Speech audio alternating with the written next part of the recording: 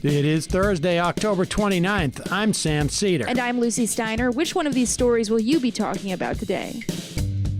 Donald Trump's campaign appears to be floundering in the final week before the election, and his supporters are being left out in the cold.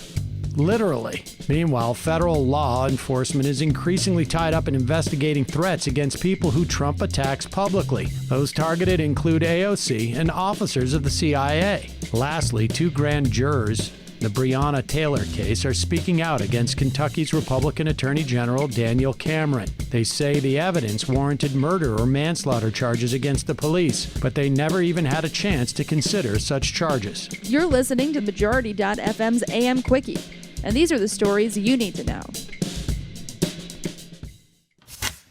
Donald Trump rallied yesterday in Arizona as Joe Biden and his wife cast their ballots in Delaware. The other night in Nebraska, Trump's campaign left thousands of supporters freezing outside in the cold, waiting for buses that were delayed for hours by a planning error. 30 rally-goers needed medical attention, according to the Omaha police telling the Washington Post. Biden, meanwhile, yesterday called the story of the freezing Trump fans emblematic of Trump's approach to the presidency. Biden said Trump, quote, leaves everyone else to suffer the consequences of his failure to make responsible plans. That's me being smart. Politico reports that Trump is struggling to lay out a narrative. The offensive targeting Hunter Biden over insinuated corruption in Ukraine has flopped.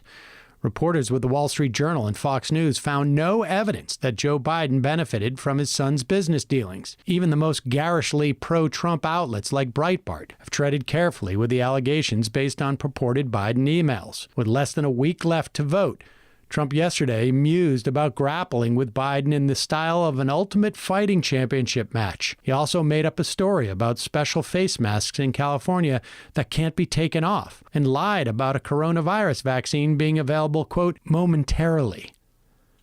This act has worn thin, folks. Donald Trump's people claim he was joking, like they always do when he says something insane. But Michigan Governor Gretchen Whitmer isn't laughing. At a rally this week in Michigan, with the crowd chanting, "Lock her up," Trump suggested the recently foiled kidnapping plot against Whitmer wasn't a problem.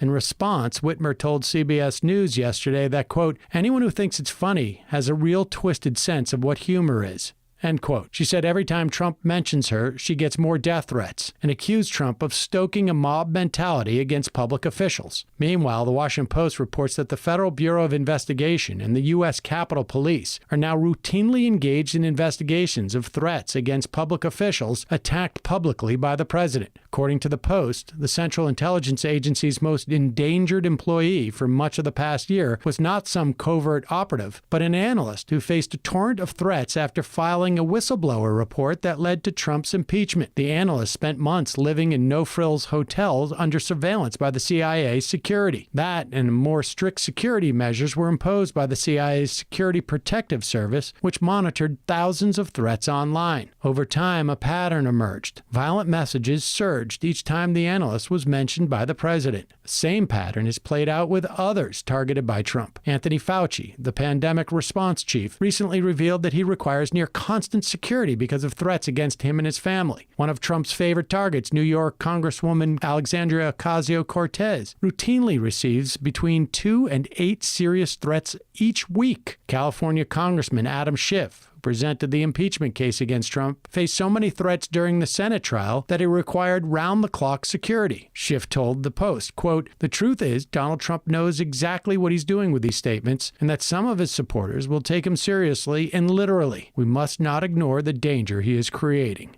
End quote. The sooner Trump loses his bully pulpit, the safer we'll all be.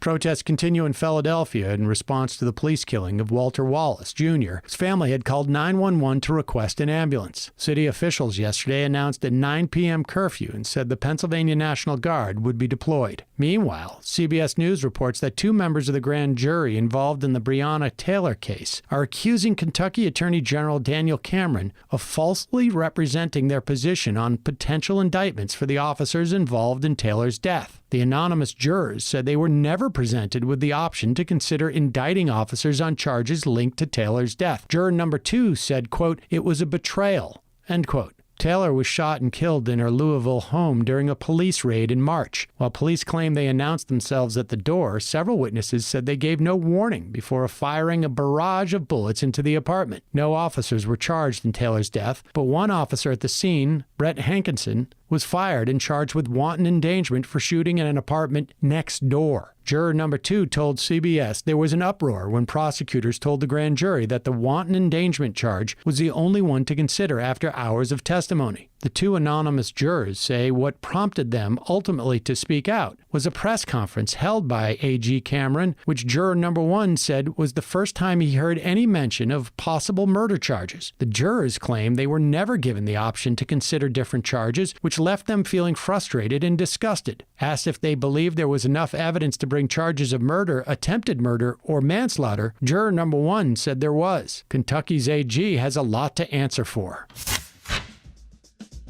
And now for some quicker quickies. Quicker Quickie. COVID-19 hospitalizations have risen an estimated 46% over the last month, this according to the New York Times. The surge is hitting cities and towns that lack the resources to cope with rising case numbers. Frontline health workers are falling ill faster than they can be replaced in places like Idaho, Missouri, New Mexico, and Utah. It's nasty out there, friends. Stay home if you can.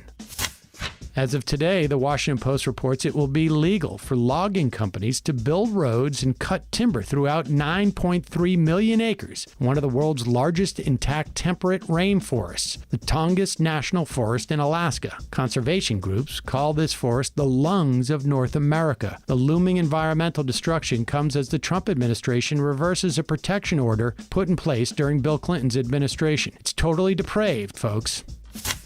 Women in Poland began striking yesterday in response to a court ruling that imposed a near-total abortion ban across the country. The mayor of Warsaw has announced support for the strike and is giving city employees leave to participate. Solidarity, sisters.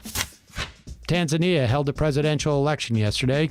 It isn't going well. Opposition candidates have made claims of ballot box stuffing, social media censorship, physical intimidation, and violence by the ruling party. According to the Associated Press, internet services slowed ahead of the vote, and restrictions were placed on foreign news reporters and election monitors. People have been encouraged to take to the streets if the results are announced before votes are properly counted. You don't say. Lastly, the Republican Party of Pennsylvania attempted to fast-track a potential U.S. Supreme Court decision on whether to overturn Pennsylvania Supreme Court's extension of the mail ballot deadline, and it was denied yesterday. The Republicans' request to have the court take up the case still remains open, but the court denied the request to speed up the process. That does mean the Supreme Court could still take up the case and ultimately reverse the deadline extension even after the election day, which would mean that voters would have voted thinking their ballots would be counted, and then they could possibly be tossed. Quicker Quickie.